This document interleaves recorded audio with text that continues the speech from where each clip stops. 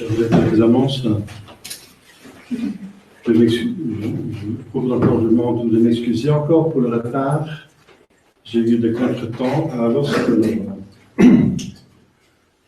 on fait ce qu'on peut, alors on fait ce qu'on doit. Voilà, donc, aujourd'hui, donc le 14e dimanche après la Pentecôte, mais puisque c'est le 15 septembre, comme je vous ai dit au début, c'est la fête de Notre-Dame de ses douleurs, puisque c'est deuxième classe, il y a quand même la commémoration pendant la messe. Donc, Notre-Dame de ses douleurs vient effectivement après, hier, l'exaltation de la Sainte Croix. Alors, on peut se demander qu'est-ce que l'exaltation de la Sainte Croix vient faire comme ça au milieu de dimanche après la Pentecôte.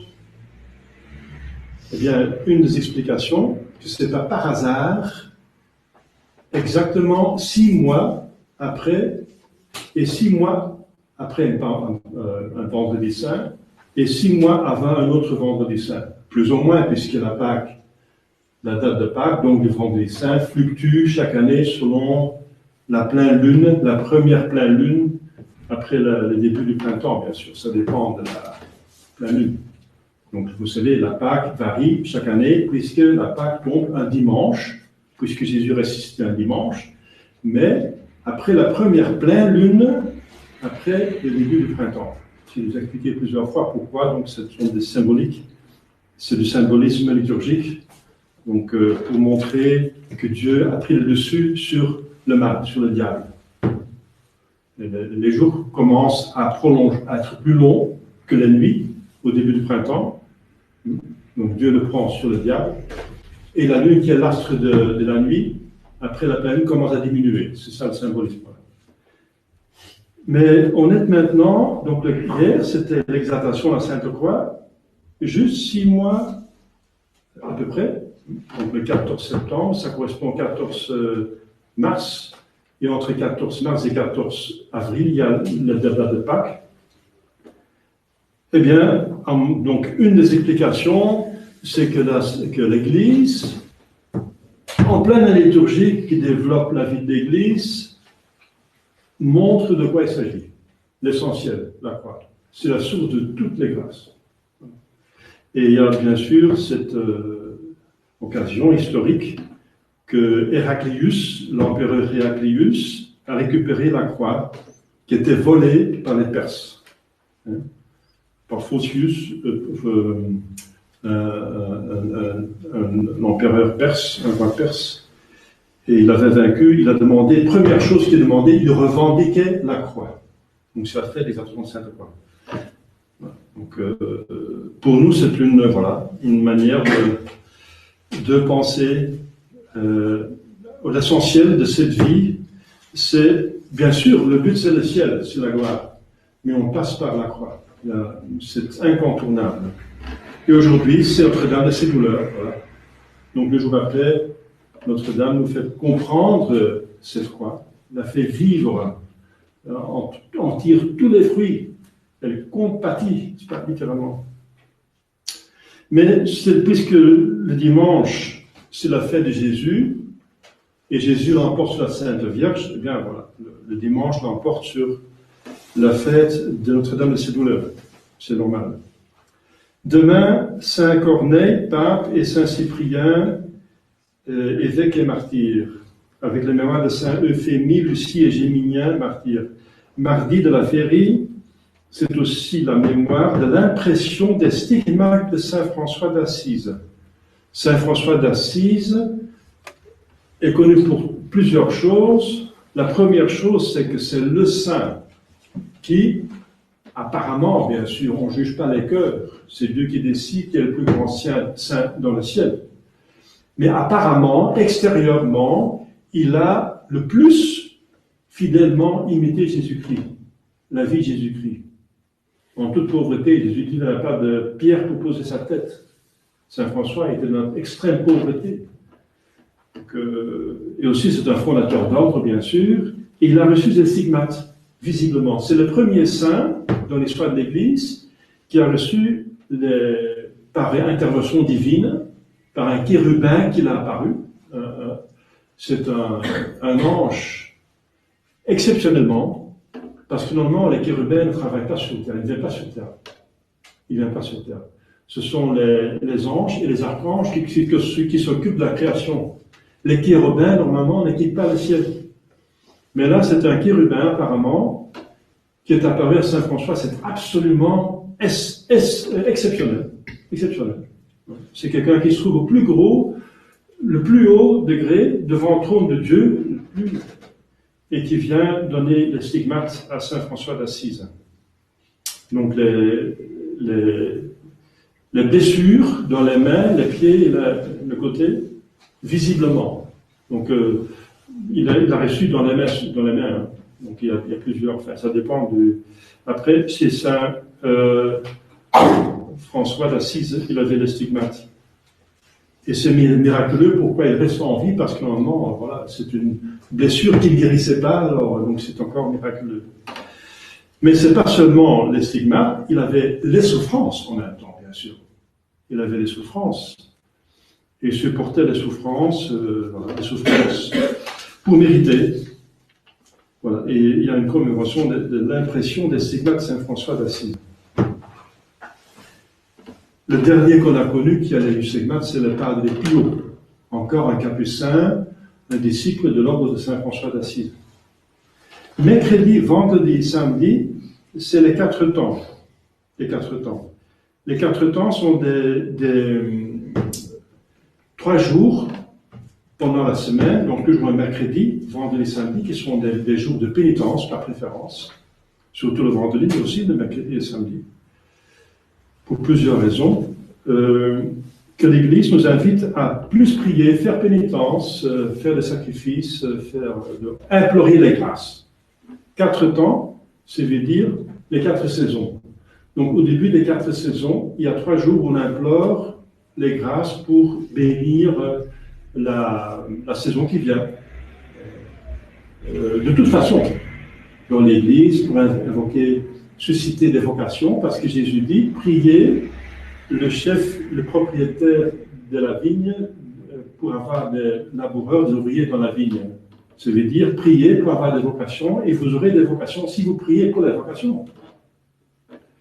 Donc on invoque, on demande des vocations, on demande aussi la grâce que ceux qui ont déjà la vocation, qui tiennent bien, qui sont fidèles. Et ensuite, on demande toutes les grâces, toute la société de la saison. À l'époque, les agriculteurs demandaient que tout se passe bien, parce que c'est un métier par excellence qui dépend du temps. Du temps. Et qu'est-ce qui fait le temps? Eh bien, c'est le bon Dieu, ce sont les anges, la providence qui fait le temps. Bien sûr, il y a des lois. Il y a des lois parce qu'on peut prédire le temps, mais quand même, c'est quand même géré par des anges. Quand la providence gère tout. Donc c'est un mercredi, vendredi, samedi. Mercredi en même temps, c'est le mémoire de Saint Joseph de Cupertino. Ça vaut la peine de lire sa vie. Hein. C'est une vie merveilleuse, extraordinaire. Extraordinaire. Encore un disciple de Saint François d'Assise, un capucin.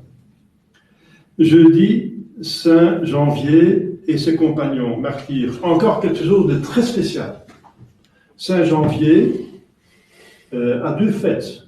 Donc maintenant, septembre et au début de l'année. Et à chaque fête, l'évêque de Naples, il prend ses reliques, donc une ampoule avec son sang dedans, et puis une autre relique avec ses ossements. Il les met ensemble devant la foule, dans l'église, dans la basilique. Et la plupart des temps, le sang devient liquide. Il devient liquide devant tout le monde. C'est un miracle, il n'y a pas d'explication qu'après des siècles, ce sang coagulé, n'est-ce pas, il devient à chaque fois liquide. Et bien bouillonnant, c'est un miracle. Et parfois, ça n'arrive pas. Alors le peuple de Naples est alors triste et pense que le peuple a trop péché et que Saint Janvier est fâché. Alors il doit se convertir. Voilà. Donc ça arrive encore chaque année.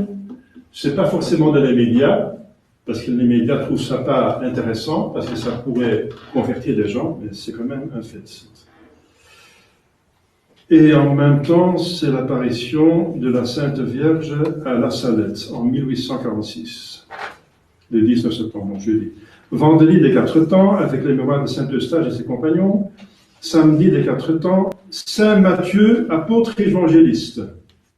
Donc, deuxième place qui prend le dessus sur les 4 temps, mais ça n'empêche quand même pas de prier et de garder les 4 temps, qui ne sont pas obligatoires sous Pie XII. Il y avait l'obligation sous Pie X de jeûner, etc., d'être abstinence, les 4 temps, mais c'est plus obligatoire sous Pie XII, à partir de Pie XII. Le pape a le pouvoir de lier et délier sur terre. Et Jésus a dit, ce que tu liras sur terre sera lié dans le ciel, ce que tu délieras sur terre sera délié dans le ciel. Donc le pape, selon Pie XII, qui est un vrai pape, il a donc donné les 4 temps comme une invitation, mais pas comme une obligation. Dimanche prochain, 15e dimanche après la Pentecôte. Monsieur Bovin n'est pas là avec ses fils parce qu'ils sont visiter une famille quelque part dans la France, c'est loin, mais il nous invite sur son domaine, tout le monde est invité pour participer au repas paroissial qui aura lieu le samedi le 21, comme vous savez. 21. On demande une petite participation de 20 € par personne. Mais il y a la viande, de toute façon, à volonté. Donc, c'est même un repas très généreux. Donc, on espère qu'il y a du beau temps, que c'est dans son jardin. Donc, voilà. On essaie de faire un repas une fois par an, parce qu'Aristote dit qu'une communauté a besoin de se mettre ensemble autour d'un repas. Ça, c'est une loi naturelle. C'est une loi naturelle. Donc, une communauté doit parfois faire des repas pour nouer des amitiés. Et nous avons besoin les uns des autres pour ne pas être trop isolés, n'est-ce pas, dans ces temps difficiles.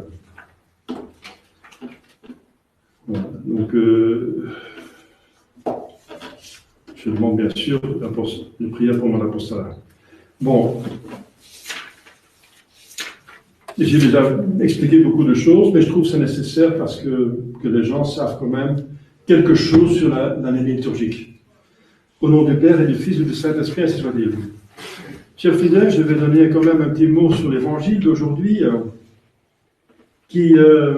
où Jésus insiste, incroyablement. Jésus c'est pas un parleur, il ne parle pas pour parler, parce que c'est un vice.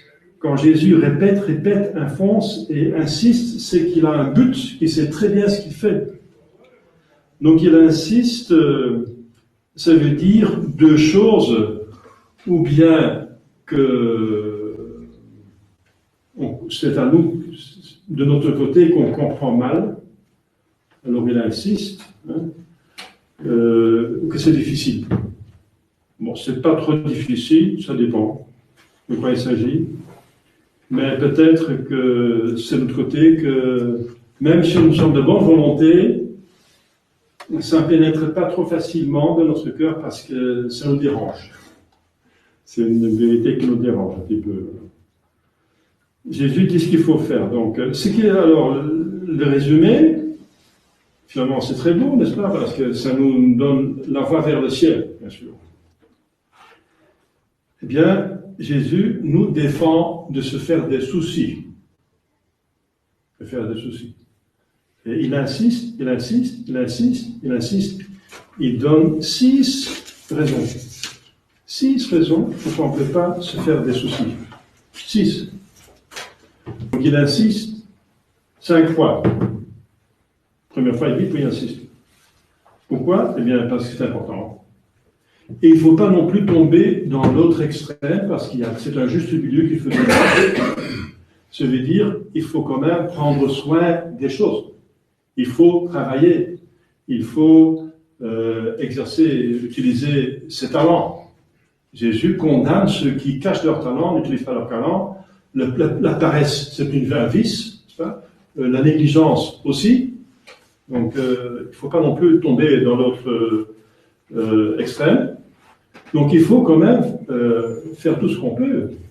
Il faut travailler, Jésus dit allez soumettez la terre, dans la Genèse, à Adam et Ève.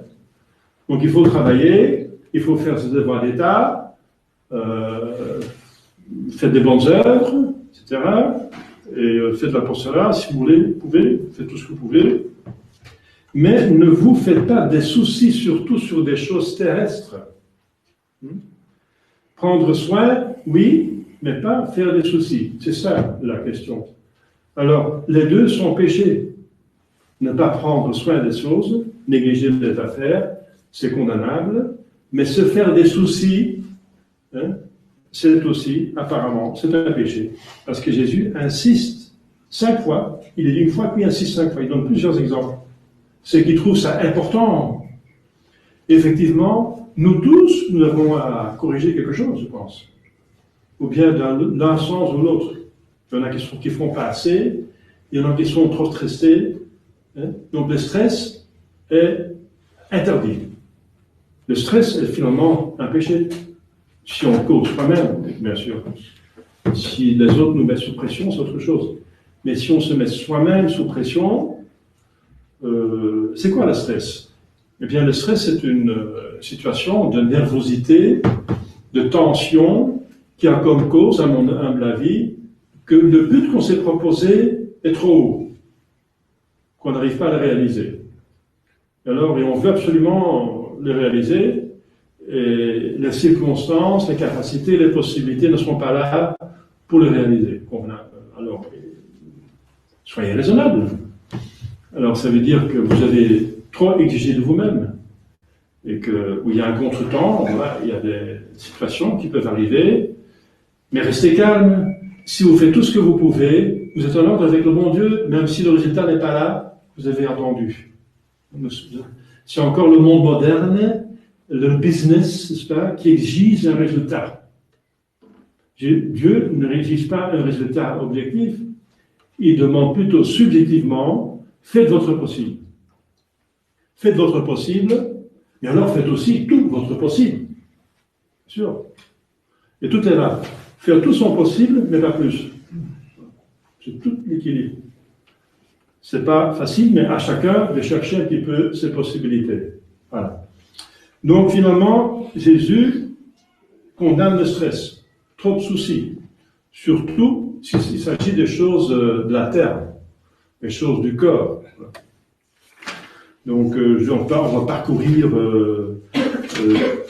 très vite. Donc, la première raison, c'est, pourquoi il ne faut pas se faire des soucis, c'est la confiance en la providence. Est-ce que l'âme n'est pas plus que la nourriture? Est-ce que le corps n'est pas plus que le vêtement? Voilà. Si Dieu vous donne un corps et une âme, est-ce qu'il n'est pas capable de vous donner aussi ce qu'il a besoin pour les choses qui sont moindres? S'il peut faire le plus, il peut faire aussi le moindre. Donc ne vous faites pas de soucis. Bien sûr, c'est pas toujours comme on veut. Mais ça, c'est une croix qu'il faut accepter. C'est la condition après la chute. C'est encore notre faute, c'est pas sa faute. Dieu nous met dans le paradis terrestre et nous donne une destination pour le paradis céleste. Alors, s'il y a des croix, des problèmes, des manques, c'est arrivé par le péché. Donc, acceptons la croix. Mais il y aura toujours le nécessaire. Ne cherchons pas le luxe. Le problème commence quand on veut du luxe.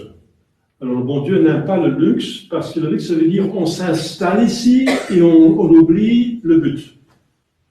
Cette vie, c'est une station. C'est une gare. C'est une gare. Alors, à la gare, on attend le train. Et on ne va pas à l'automate des friandises, etc., l'automate la nourriture, enfin des snacks. On ne va pas prendre un snack ici, on s'occupe de l'automate pour prendre des snacks et tout, machin. Et c'est possible que le train est parti derrière vous, vous avez manqué le train. Vous êtes trop installé dans la gare. Voilà. C'est une gare, donc gare à vous. Donc essayez, tenez en vue le train, le départ du train et regardez si vous avez. Il faut toujours être fixé sur le but de la vie. Alors, donc, confiance, la providence. Si on fait ce qu'on peut, on fait ce qu'on doit, et le bon Dieu fait le reste. C'est la conclusion que l'Église donne à la fin. À la fin, elle dit, chercher le royaume de Dieu, ça veut dire sa volonté, donc c'est l'Église, la vraie Église, le royaume de Dieu. Et, soyez un bon chrétien, ça veut dire, et sa justice, ça veut dire, faites ce qu'il faut faire, et tout le reste vous serez donné à ce tout le reste dont vous avez besoin. Alors, donc la providence, et comprendre la providence. Deuxième raison, regardez les oiseaux. Ce sont des petites créatures. Eh bien, ils ne sèment pas, ils ne moissonnent pas, ni n'amassent dans les greniers, et votre Père se laisse les nourrir. Ne valez-vous pas mieux qu'eux? Donc, si Dieu nourrit les petits oiseaux, qui ne sont que des créatures privées de raison et faites pour l'homme, moindre, beaucoup moindre, une valeur beaucoup moindre que l'homme, comment pouvez-vous craindre qu'il vous oublie et vous abandonne, vous, créatures raisonnables, créées à son image, vous, enfants, descendez au ciel? Voilà. Troisième raison, il insiste encore. Qui d'entre vous peut ajouter à sa taille une seule coudée? Il ne peut rien. Donc, ne vous faites pas des soucis pour des choses qui vous dépassent. Hein? Outre que cette inquiétude et cette défiance sont injurieuses à Dieu, elles sont complètement inutiles. Hein? Quand vous avez fait avec prudence ce qui dépend de vous, pour pourvoir à vos besoins, vos sollicitudes sont aussi vaines que celle d'un homme qui voudrait ajouter une coudée à sa taille naturelle. Ou ajouter un jour à sa vie. Impossible. Si le bon Dieu a décidé que vous mourrez à ce jour-là, vous ne pouvez pas ajouter un seul jour. Impossible. Donc, ne vous occupez pas des choses qui vous dépassent. Quatrième raison. Après la nourriture, parce qu'il a parlé des oiseaux du ciel, Jésus passe à une nécessité moindre, une nécessité, le vêtement. Et le vêtement, pourquoi vous êtes-il inquiet? Dans les exemples et les choses de la terre, le vêtement. Considérez combien de femmes s'occupent des vêtements. Ils ont des armoires à pas en finir, et puis encore, on va faire des occasions, ceci, pour ça, etc. Et tout ça pourquoi? Pour plaire à un homme, mais s'ils sont déjà mariés, bien sûr, il faut bien se soigner, mais il ne faut pas exagérer. C'est une question de tenir l'équilibre. Aussi les hommes, hein, c'est pas seulement les femmes. Mais... Considérez les lys des champs. Une fleur, c'est quelque chose d'extraordinaire, c'est de la vie, c'est inimitable par la science. Jésus dit que Salomon même, c'est le roi très puissant et très riche, même dans toute sa gloire, n'a jamais été vêtu comme l'un d'eux, comme une petite fleur qui pousse comme ça dans les champs et qui, après quelques jours, elle meurt. Alors, donc, si Dieu s'occupe des petites fleurs qui sont si chétives, n'est-ce pas, alors d'autant plus de l'homme qui est la pièce maîtresse de la création. La cinquième raison, ne vous inquiétez donc pas, disant que mangerons-nous, que boirons-nous, ou de quoi nous couvrirons-nous, car voilà ce que recherchent les païens. Ce sont des gens qui ne croient pas dans le bon Dieu, la providence, qui sont des faux dieux, ou les athées éventuellement. Des païens. Ceux qui n'ont pas la foi. Alors que s'occupent, oui, parce qu'ils ne croient pas en Dieu. Ils ne connaissent pas Dieu, ni sa bonté. Ils sont sans connaissance ni espérance des biens éternels. Et que par suite, ils sont tout matériels. Ne soyez pas comme eux. Il faut quand même une différence entre un païen et un chrétien.